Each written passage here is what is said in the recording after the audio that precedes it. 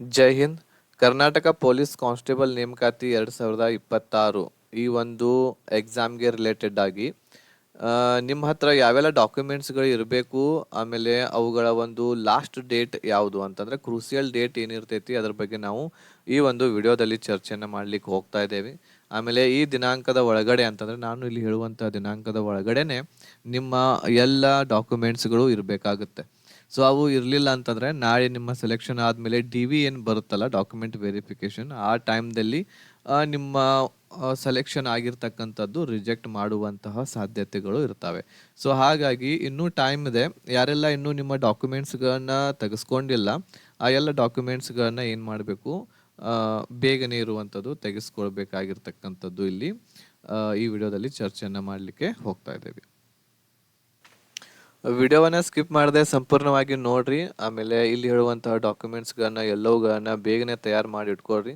So ಇದರ ಒಂದು ಕ್ರೂಸಿಯಲ್ date ಆಗಿರುವಂಥದ್ದು 3/7/2026 ಇದೆ ಅಂತಂದ್ರೆ ಈ ಡೇಟ್ ಒಳಗಡೆನೆ ನಿಮ್ಮ ಎಲ್ಲ ಡಾಕ್ಯುಮೆಂಟ್ಸ್ಗಳು ನೀವು ರೆಡಿ ಮಾಡಿ ಇಟ್ಕೋಬೇಕಾಗಿರ್ತೈತಿ. ಸೊ ಯಾವೆಲ್ಲ ಡಾಕ್ಯುಮೆಂಟ್ಸ್ಗಳು ನಿಮಗೆ ಬೇಕಾಗ್ತಾವು ಈ ಪೊಲೀಸ್ ಕಾನ್ಸ್ಟೇಬಲ್ ಎಕ್ಸಾಮ್ಗೆ ರಿಲೇಟೆಡ್, ಅದ್ರ ಬಗ್ಗೆ ಇಲ್ಲಿ ಚರ್ಚೆ ಮಾಡ್ಲಿಕ್ಕೆ ಹೋಗ್ತಾ ಇದ್ದೇವೆ. ವಿಡಿಯೋ ಸಂಪೂರ್ಣವಾಗಿ ನೋಡ್ರಿ. ಅದ್ರ ಜೊತೆಗೆ ಇದುವರೆಗೆ ನೀವು ನಮ್ಮ ಚಾನಲನ್ನು ಸಬ್ಸ್ಕ್ರೈಬ್ ಮಾಡದೇ ಇದ್ರೆ ಬೇಗನೆ ಸಬ್ಸ್ಕ್ರೈಬ್ ಮಾಡಿ ಇಟ್ಕೊಳ್ರಿ. ಅದ್ರ ಜೊತೆಗೆ ಬೆಲ್ ಐಕನ್ ಸಹ ಕ್ಲಿಕ್ ಮಾಡಿ ಇಟ್ಕೊಳ್ರಿ. ಇದೇ ರೀತಿಯಾಗಿರುವಂತಹ ವಿಡಿಯೋಸ್ಗಳ ನೋಟಿಫಿಕೇಶನ್ ನಿಮ್ಮ ಮೊಬೈಲ್ನಲ್ಲಿ ಪಡೆದುಕೊಳ್ಳಲು. ವಿಡಿಯೋ ಸ್ಟಾರ್ಟ್ ಮಾಡೋದಕ್ಕಿಂತ ಮುಂಚೆ ಕರ್ನಾಟಕ ಪೊಲೀಸ್ ಕಾನ್ಸ್ಟೇಬಲ್ ಎಕ್ಸಾಮ್ಗೆ ಯಾರೆಲ್ಲ ತಯಾರನ್ನು ನಡೆಸಾಕತ್ತೀರಿ ಅವ್ರಿಗೆ ನಮ್ಮಲ್ಲಿ ಒಂದು ಕಂಪ್ಲೀಟ್ ಕೋರ್ಸ್ ಅವೈಲೇಬಲ್ ಇದೆ. ಓನ್ಲಿ 1000 ರುಪೀಸಲ್ಲಿ ನಿಮಗೆ ಕಂಪ್ಲೀಟ್ ಪ್ಯಾಕೇಜ್ ಕೊಡಾಕತ್ತೀವಿ. ಸೊ ಲಿಮಿಟೆಡ್ ಟೈಮ್ ಆಫರ್ದ ಇರ್ತಕ್ಕಂಥದ್ದು ಇದು ಇದೆ. ಈ ಪ್ಯಾಕೇಜ್ದಲ್ಲಿ ನಿಮ್ಗೆ ಎಲ್ಲ ಸಬ್ಜೆಕ್ಟ್ದ ರೆಕಾರ್ಡೆಡ್ ಕ್ಲಾಸಸ್ಗಳು, PDF notes, mock test, previous year question paper, proper ಆಗಿರುವಂಥ ಗೈಡೆನ್ಸು ಎಲ್ಲನೂ ಕೂಡ ನಿಮ್ಗೆ ಈ ಒಂದು ಪ್ಯಾಕೇಜ್ದಲ್ಲಿ ಸಿಗಾಕತ್ತೈತಿ.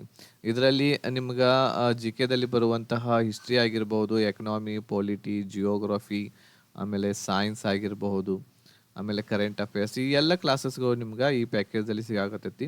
ಸೊ ಬೇಗನೆ ಇರುವಂಥದ್ದು ಈ ಕ್ಲಾಸಸ್ಗಳನ್ನ ತೆಗೆದುಕೊಂಡು ನೀವು ನಿಮ್ಮ ತಯಾರಿಯನ್ನು ಒಳ್ಳೆಯ ರೀತಿಯಿಂದ ಮಾಡ್ಬೋದು. ಎಕ್ಸಾಮ್ ಇರುವಂಥದ್ದು 2 ಆಗಸ್ಟ್ 2026 ಎಕ್ಸಾಮ್ ನಡೀಲಿಕ್ಕೆ ಹೋಗ್ತಾ ಇದೆ.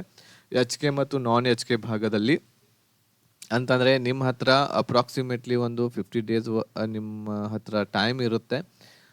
ಸೊ ಹಾಗಾಗಿ ಈ 50 ದಿನಗಳ ಒಳಗಡೆನೆ ನೀವು ಈ ಒಂದು ಕಂಪ್ಲೀಟ್ ಕೋರ್ಸನ್ನು ಮುಗಿಸ್ಬಹುದು. ಸೊ ನಮ್ಮಲ್ಲಿ ಇದೇನು ಕೋರ್ಸ್ ಇದೆ ಇದು ನೀವು 45 ದಿನಗಳ ಒಳಗಡೆನೆ ಮುಗಿಸ್ಬಹುದಾಗಿದೆ. ಅಂತಂದರೆ ಎಲ್ಲನೂ ಕೂಡ ಸಿಲೆಬಸ್ ಒಂದ್ಸಲ ಓದಿ ಮುಗಿಸ್ಬಹುದು. Only 45 days. ಸೊ ಡೈಲಿ ನೀವು 5 ಅವರ್ಸ್ ದಿನಾಲೂ ನೀವು 5 ಗಂಟೆ ನಮ್ಮ ಕ್ಲಾಸಸ್ಗಳನ್ನ ನೋಡಿರಿ ಅಂತಂದ್ರೆ 45 ದಿವಸದ ಒಳಗಡೆ ಎಲ್ಲ ಕಂಪ್ಲೀಟ್ ಸಿಲೆಬಸ್ ಮುಗಿತೈತಿ. ಇದರಲ್ಲಿ ಮೆಂಟಲ್ ಎಬಿಲಿಟಿ ಕ್ಲಾಸಸ್ಗಳು ಕೂಡ ನಿಮ್ಗೆ ಸಿಗ್ತಾ ಇದಾವೆ. ಸೊ ಈ ಕ್ಲಾಸಸ್ಗಳನ್ನ ತೆಗೆದುಕೊಳ್ಬೇಕು ಅಂತಂದರೆ ನಮ್ಮ ವಾಟ್ಸಪ್ ನಂಬರ್ಗೆ ನೀವು ಒಂದು ಮೆಸೇಜ್ ಮಾಡಬೇಕು. 8861927838 ನಮ್ಮ ವಾಟ್ಸಪ್ ನಂಬರ್ ಇದೆ. ಈ ನಂಬರ್ಗೆ PC 2026 ಅಂತ ಮೆಸೇಜ್ ಮಾಡಿರಿ ಅಂತಂದ್ರೆ ನಾವು ನಿಮಗೊಂದು ಸ್ಕ್ಯಾನರನ್ನು ಕಳಿಸ್ತೀವಿ. ಆ ಸ್ಕ್ಯಾನರ್ ಬಳಸ್ಕೊಂಡು ಫೀಸ್ ಪೇಡ್ ಮಾಡಿ ಒಂದು ಸ್ಕ್ರೀನ್ಶಾಟ್ ಕಳಿಸಿರಿ ಅಂತಂದ್ರೆ ನಮ್ಮ ಟೆಲಿಗ್ರಾಮ್ ಗ್ರೂಪ್ ಏನಿದೆ, ಕ್ಲಾಸಸ್ದು ಗ್ರೂಪ್ ಇದೆ, ಪ್ರೈವೇಟ್ ಚಾನಲ್ಲು, ಸೊ ಅಲ್ಲಿ ನಿಮ್ಗೆ ಆ್ಯಡ್ ಮಾಡ್ತೀವಿ. ಅಲ್ಲಿ ಎಲ್ಲ ಸಬ್ಜೆಕ್ಟ್ದ ಕ್ಲಾಸಸ್ಗಳು ನಿಮ್ಗೆ ಅವೈಲೇಬಲ್ ಆಗ್ತವೆ. ಸೊ ಈಗ ಡಾಕ್ಯುಮೆಂಟ್ಸ್ಗಳು ಏನೇನು ಬೇಕು ಅದ್ರ ಬಗ್ಗೆ ನಾವು ಒಂದು ಸ್ವಲ್ಪ ನೋಡ್ತಾ ಹೋಗೋಣ. PC ಎಕ್ಸಾಮ್ಗೆ ಡಾಕ್ಯುಮೆಂಟ್ಸ್ಗಳು, ಸೊ ಇಲ್ಲಿ ಬಹಳಷ್ಟು ಏನು ಟಫ್ ಆಗಿರುವಂತಹ ಏನು ಡಾಕ್ಯುಮೆಂಟ್ಸ್ಗಳು ಇದರಲ್ಲಿ ಇರಲ್ಲ. ಮೊದಲನೇದಾಗಿ SSLC ಮಾರ್ಕ್ಸ್ ಕಾರ್ಡ್ ಒರಿಜಿನಲ್ ನಿಮ್ಮ ಹತ್ರ ಇರಬೇಕಾಗ್ತೈತಿ. Marks card, SSLC marks card ಎಲ್ಲರ ಹತ್ರ ಇದ್ದೇ ಇರ್ತೈತಿ. ಬೈ ಚಾನ್ಸ್ ನಿಮ್ಮ ಹತ್ರ ಇರಲಿಲ್ಲ ಅಂತಂದ್ರೆ ಆಮೇಲೆ ಪ್ರಾಬ್ಲಮ್ ಆಗಬಹುದು. ಬಟ್ SSLC ಮಾರ್ಕ್ಸ್ ಕಾರ್ಡ್ ನಿಮ್ಮ ಹತ್ರ ಇರಲೇಬೇಕು.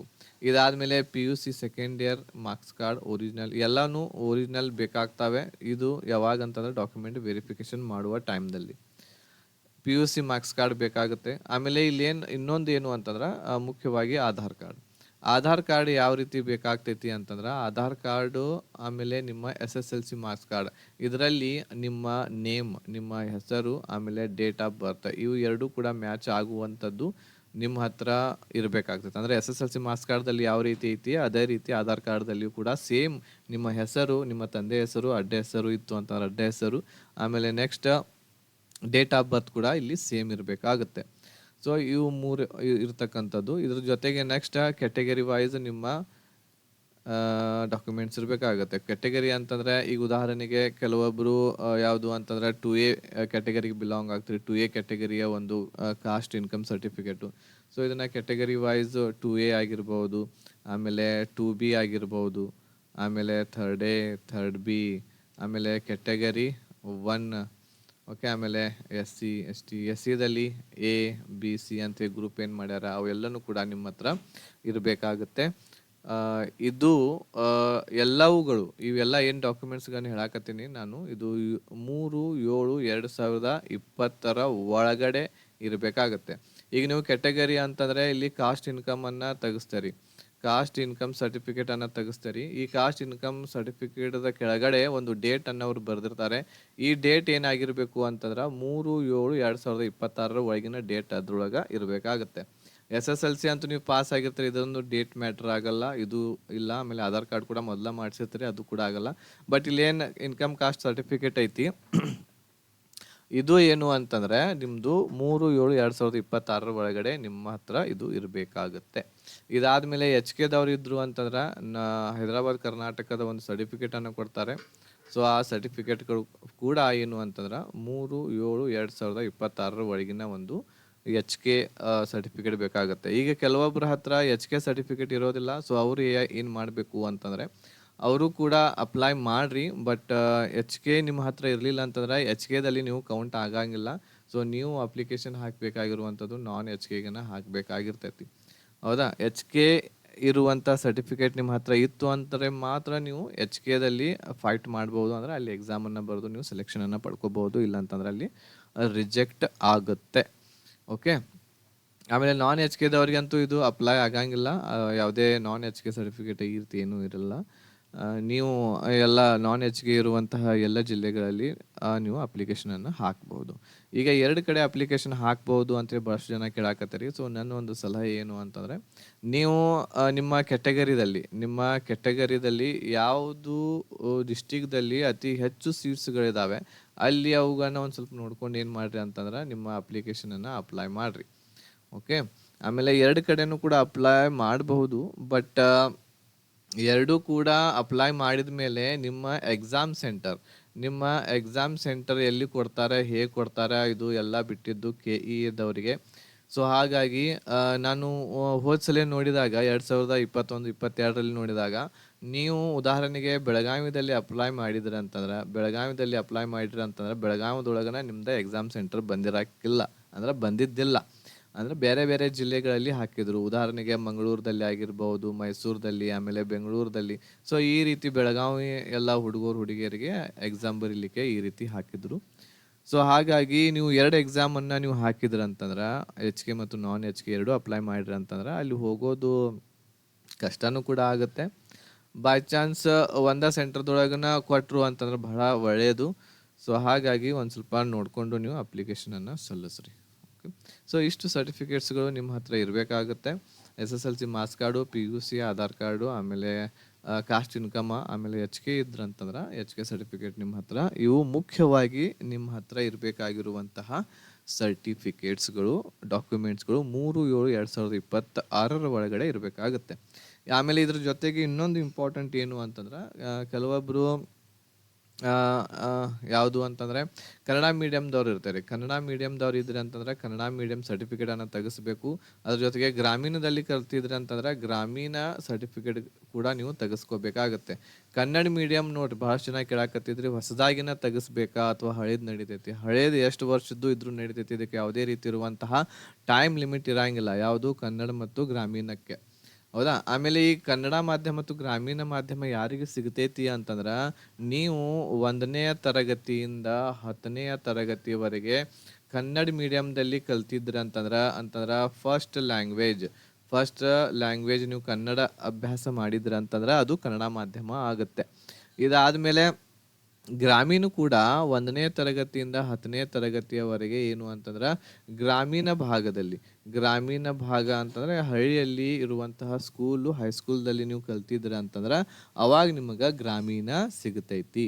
ಓಕೆ. ಕನ್ನಡ ಮೀಡಿಯಂ ಯಾರಿಗಿರ್ತೈತಿ 1ರಿಂದ 10ನೇ ತರಗತಿ ಕನ್ನಡ ಮೀಡಿಯಂ ಕಲ್ತಿರ್ಬೇಕು. ಆಮೇಲೆ ಗ್ರಾಮೀಣ ಭಾಗದಲ್ಲಿ ನೀವು 1ರಿಂದ 10ನೇ ಕಲ್ತಿದ್ರ ಅಂತಂದ್ರೆ ಅವ್ರಿಗೂ ಕೂಡ ಗ್ರಾಮೀಣ ಸಿಗ್ತೈತಿ. ಇದರಲ್ಲಿ 1 ವರ್ಷನೂ ಕೂಡ ನೀವು ಎಲ್ಲರೂ ಮಿಸ್ ಆಗಿ, ಉದಾಹರಣೆಗೆ 8ನೇ 9ನೇ ಸಿಟಿ ಒಳಗೆ ಕಲ್ತಿದ್ರ ಅಂತಂದ್ರೆ ಗ್ರಾಮೀಣ ಸಿಗಂಗಿಲ್ಲ.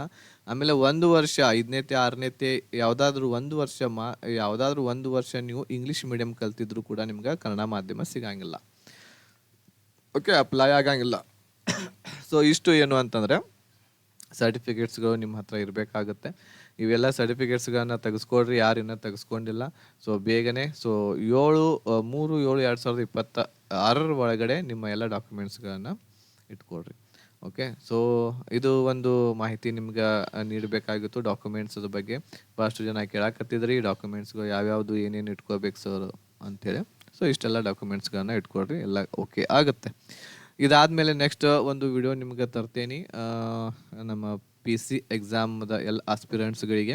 ಸೊ ಆ ಒಂದು ವಿಡಿಯೋ ಏನಿರುತ್ತೆ ಅಂತಂದರೆ ಯಾವ ಜಿಲ್ಲೆ, ಯಾವ ಡಿಸ್ಟಿಕ್ದಲ್ಲಿ ಎಷ್ಟು ಸೀಟ್ಸ್ಗಳಿದ್ದಾವೆ, ಆಮೇಲೆ ಯಾವ ಡಿಸ್ಟಿಕ್ದಲ್ಲಿ ಕ್ಯಾಟಗರಿ ವೈಸ್ ಎಷ್ಟೆಷ್ಟು ಸೀಟ್ಸ್ಗಳಿದ್ದಾವೆ, ಯಾವ ಡಿಸ್ಟಿಕ್ಗೆ ಹಾಕಿದರೆ ಬೆಟರ್ ಅನ್ನುವಂಥದ್ದು ಒಂದು ವಿಡಿಯೋ ತರ್ತೀನಿ. ಬಟ್ ನಾನು ಇಲ್ಲಿ ಹೇಳಿದ್ದನ ಅದ ಫೈನಲ್ ಅಂತಲ್ಲ, ಬಟ್ ನಿಮಗೆ ಬಿಟ್ಟಿರ್ತಕ್ಕಂಥದ್ದು ನೀವು ಯಾವ ಒಂದು ಡಿಸ್ಟಿಕ್ಗೆ ಅಪ್ಲೈ ಮಾಡ್ಬೇಕಂತೇಳಿ. ಈಗಾಗಲೇ ನೀವು ಕೂಡ ಭಾಳ ಶಾನ್ಯಾರು ಇರ್ತೀರಿ, ಹೌದಾ? ನೀವು ನೋಡ್ಕೋರಿ ಯಾವ್ಯಾವ ಕ್ಯಾಟಗರಿದಲ್ಲಿ ಎಲ್ಲೆಲ್ಲಿ ನಿಮ್ಮ ಕ್ಯಾಟಗರಿದ ಸೀಟ್ಸ್ಗಳು ಎಲ್ಲಿ ಹೆಚ್ಚಿದಾವು ಅದನ್ನು ನೋಡ್ಕೊಂಡು ಹಾಕ್ರಿ.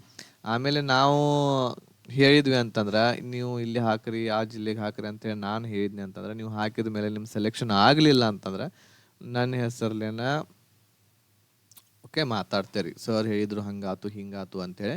ಸೊ ಹಾಗಾಗಿ ಯಾವ ಡಿಸ್ಟಿಕ್ ಅಂತೇಳಿ ಹೇಳಂಗಿಲ್ಲ, ಬಟ್ ಯಾವ ಡಿಸ್ಟಿಕ್ಗೆ ಯಾವ ಕ್ಯಾಟಗರಿಗೆ ಮೇಲ್ ಫಿಮೇಲ್ ಎಷ್ಟೆಷ್ಟು ಸೀಟ್ಸ್ಗಳಿದಾವೆ ಅದ್ರ ಬಗ್ಗೆ ಚರ್ಚೆ ಮಾಡ್ತೀನಿ ನೆಕ್ಸ್ಟ್ ವಿಡಿಯೋದಲ್ಲಿ. ಓಕೆ, ಆಮೇಲೆ ಯಾವ ಡಿಸ್ಟಿಕ್ಗೆ ಅಪ್ಲೈ ಮಾಡಬೇಕು ಅದು ನಿಮಗೆ ಬಿಟ್ಟಿದ್ದು, ನೀವು ಅದನ್ನು ನೋಡಿಕೊಂಡು ಕ್ಯಾಟಗರಿ ವೈಸ್ ಸೀಟ್ಸ್ಗಳನ್ನ ನೋಡಿಕೊಂಡು ನೀವು ಮಾಡಿ ಅಪ್ಲೈ. ಆಮೇಲೆ ಇನ್ನೊಂದು ಪ್ರಶ್ನೆ ಭಾಳ ಜನ ಕೇಳಾಕತ್ತಿದ್ರು, ಏನು ಅಂತಂದ್ರೆ ಈಗ ನನ್ನ ಹತ್ರ 2A ಕ್ಯಾಟಗರಿ ಸರ್ಟಿಫಿಕೇಟ್ ಇಲ್ಲ ಸರ್, ನಾನು GMದಲ್ಲಿ ಅಪ್ಲೈ ಮಾಡ್ಬೋದಾ ಅಂತೇಳಿ. ನೀವು GMದೊಳಗನ ನೀವು 2Aದೊಳಗೆ ನೋಡ್ರಿ, ಈಗ ನೀವು 2A ಐತಿ ನಿಮ್ಮದು, 2Aದೊಳಗೆ ಅಪ್ಲೈ ಮಾಡಿರ್ತೀರಿ.